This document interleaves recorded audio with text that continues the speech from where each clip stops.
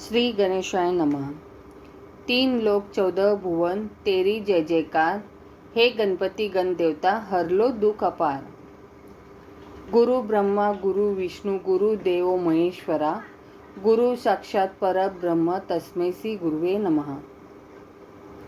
यमराज से शुभ अशुभ कर्म जिनके द्वारा स्वर्ग नरक की प्राप्ति होती है, उन्हें सुनने के बाद शौनक आदि ऋषियों से सुज्जी बोले। ब्राह्मण ने धर्मराज से पूछा, हे धर्मराजा, वैशाख मास में प्रातः काल स्नान करके एकाग्रचित हुआ पुरुष भगवान माधव का पूजन किस प्रकार करे, आप इसकी विधि का वर्णन करें। धर्मराज ने कहा, ब्राह्मण, पत्तों की जितनी जातियां हैं उन सब में तुलसी भगवान विष्णु को अधिक प्रिय है। पुष्कर आदि जितने तीर्थ हैं, गंगा आदि जितनी नदियां हैं तथा वासुदेव आदि जो देवता है, वे सभी तुलसी दल में निवास करते हैं। अतः तुलसी सर्वदा और सब समय भगवान श्री विष्णु को प्रिय है। कमल और मालती का फूल छोड़कर तुलसी का पत्ता ग्रहण करें और उसके द्वारा भक्ति पूर्वक माधव की पूजा करें। उसके पुण्य फल का पूरा वर्णन करने में कोई भी समर्थ नहीं है। जो बिना स्नान किए ही देव कार्य या पितृ के लिए तुलसी का पत्ता तोड़ता है, उसका सारा कर्म निष्फल हो जाता है तथा वह पंचगव्य करने से शुद्ध हो जाता है। जैसे हरे बहुत सारे रोगों को तत्काल हर लेती है, उसी प्रकार तुलसी दरिद्रता और दुख भोग आदि से संबंध रखने वाले से अधिक पापों को भी शीघ्र ही दूर कर देती है। तुलसी काले रंग के पत्तों वाली हो या हरे रंग की, उसके द्वारा श्री मधुसूदन का पूजन करने से प्रत्येक मनुष्य विशेषता भगवान का भक्त नर से नारायण हो जाता है। जो पूरे वैशाख मास में तीनों संध्याओं के समय तुलसी दल से मधुहंता श्री हरि का पूजन करता है, उसका पुनः इस संसार में जन्म नहीं होता। फूल और पत्तों के न मिलने पर अन्न आदि के द्वारा, धान गेहूँ चावल अथवा जौ के द्वारा भी सदा श्री हरि का पूजन करें। तत्पश्चात सर्वदेवमय भगवान श्री विष्णु की प्रदक्षिणा करें। इसके बाद देवताओं, मनुष्यों, पितरों तथा चराचर जगत का तर्पण करना चाहिए। पीपल को जल देने से दरिद्रता, कालकर्णी एक प्रकार का रोग होता है। दुष्वप्न, दुश्चिंता तथा संपूर्ण दुख नष्ट हो जाते हैं। जो बुद्धिमान पीपल के पेड़ की पूजा करता है, अपने पितरों को तृप्त कर दिया, भगवान विष्णु की आराधना कर ली तथा संपूर्ण ग्रहों का भी पूजन कर लिया। अष्टांग योग का साधन स्नान करके पीपल के वृक्ष का सिंचन तथा श्री गोविंद का पूजन करने से मनुष्य कभी दुर्गति को नहीं प्राप्त होता। जो सब कुछ करने से असमर्थ हो, वह स्त्री या पुरुष यदि पूर्वोक्त नियमों से युक्त होकर वैशाख की त्रयोदशी, चतुर्दशी और पूर्णिमा तीनों दिन भक्ति से विधि पूर्वक प्रातः स्नान करे तो सब पातकों से मुक्त होकर अक्षय स्वर्ग का वासी होता है। जो वैशाख मास में प्रसन्नता के साथ भक्ति पूर्वक ब्राह्मणों को भोजन कराता है तथा 3 रात तक प्रातः काल एक बार भी स्नान करके संयम और शौच का पालन करते हुए श्वेत या काले तिलों को मधु में मिलाकर 12 ब्राह्मणों को दान देता है और उन्हीं के द्वारा स्वस्ति वाचन कराता है तथा मुझ पर धर्मराज प्रसन्न हो, इस उद्देश्य से देवताओं और पितरों का तर्पण करता है, उसके जीवन भर के हुए पाप तत्काल नष्ट हो जाते हैं। जो वैशाख की पूर्णिमा को मणिक, जल के घड़े, पकवान तथा सुवर्णमय दक्षिणा दान करता है, उसे अश्वमेध यज्ञ का फल मिलता है।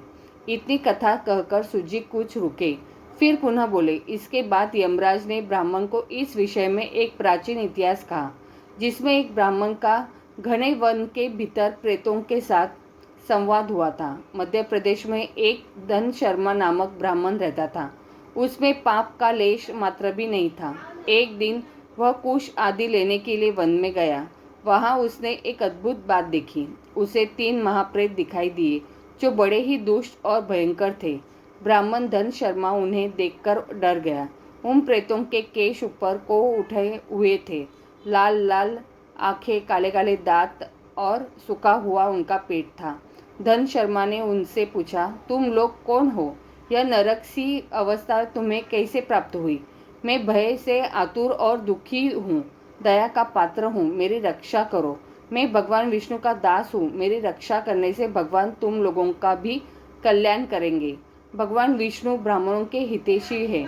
मुझ पर दया करने से वे तुम्हारे ऊपर संतुष्ट होंगे। श्री विष्णु का अलसी के पुष्प के समान श्याम वर्ण है। वे पीताम्बरधारी है। उनका नाम श्रवण करने मात्र से सब पापों का क्षय हो जाता है। भगवान आदि और अंत से रहित, शंख चक्र एवं गदा धारण करने वाले, अविनाशी कमल के समान नेत्रों वाले तथा प्रेतों को मोक्ष प्रदान करने वाले हैं। यमराज कहते हैं, ब्राह्मण, भगवान विष्णु का नाम सुनने मात्र से वे पिशाच संतुष्ट हो गए। उनका भाव पवित्र हो गया। वे दया और उदारता के वशीभूत हो गए। ब्राह्मण के कहे हुए वचन से उन्हें बड़ी प्रसन्नता हुई। उसके पूछने पर वे प्रेत इस प्रकार बोले। प्रेतों ने कहा, विप्र, तुम्हारे दर्शन मात्र से तथा भगवान श्री हरि का नाम सुनने से हम इस समय दूसरे ही भाव को प्राप्त हो गए। हमारा भाव बदल गया। हम दयालु हो गए। वैष्णव पुरुष का समागम निश्चय ही पापों को दूर भगाता है, कल्याण से संयोग कराता तथा शीघ्र ही यश का विस्तार करता है। अब हम लोगों का परिचय सुनो। यह पहला कृतघ्न नाम का प्रेत है। इस दूसरे का नाम विदेवता है तथा तीसरे में हूँ। मेरा नाम अवैशाख है। मैं तीनों में अधिक पापी हूँ। इस प्रथम पापी ने सदा ही कृतज्ञता की, अंततः इसके कर्म के अनुसार ही इसका नाम कृतज्ञ पड़ा है। ब्राह्मण, यह पूर्व जन्म में सुदास नामक द्रोही मनुष्य था। सदा कृतज्ञता किया करता था। कृतज्ञ वो व्यक्ति होते हैं जो किसी के द्वारा अपने प्रति किए गए सत्कारों को भूल जाते हैं या नहीं मानते हैं। उसी पाप से यह इस अवस्था को पहुंचा। अत्यंत पापी, धूर्त तथा गुरु और स्वामी का अहित करने वाले मनुष्य के लिए भी पापों से छूटने का उपाय है, परंतु कृतज्ञ के लिए कोई प्रायश्चित नहीं है। इस दूसरे पापी ने देवताओं का पूजन किए बिना ही सदा अन्न भोजन किया है। इसने गुरु और ब्राह्मणों को भी कभी दान नहीं दिया है, इसलिए इसका नाम विदेवता है। यह पूर्व जन्म में हरिवीर नाम से विख्यात राजा था। 10,000 गांवों पर इसका अधिकार था। यह रोष, अहंकार तथा नास्तिकता के कारण गुरुजनों की आज्ञा का उल्लंघन करने में तत्पर रहता था। प्रतिदिन 5 महायज्ञों का अनुष्ठान किए बिना ही खाता और ब्राह्मणों की निंदा किया करता था। उसी पाप कर्म के कारण यह बड़े बड़े नरकों का कष्ट भोगकर इस समय विदेवत नामक प्रेत हुआ है। अवैशाख नामक तीसरा प्रेत मैं हूँ। मैं पूर्व जन्म में ब्राह्मण था। मध्य प्रदेश में मेरा जन्म हुआ था। मेरा नाम गौतम था और गोत्र भी गौतम ही था।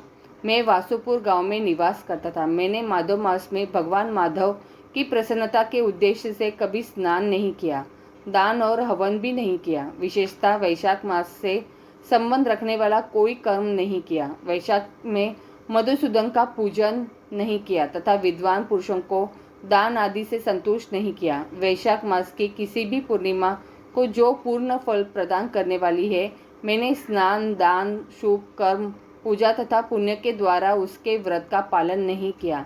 इससे मेरा सारा वैदिक फल निष्फल हो गया। मैं अवैशाख नामक प्रेत होकर सब और विचरता हूँ। वैशाख मातम अध्याय 9 संपूर्णम।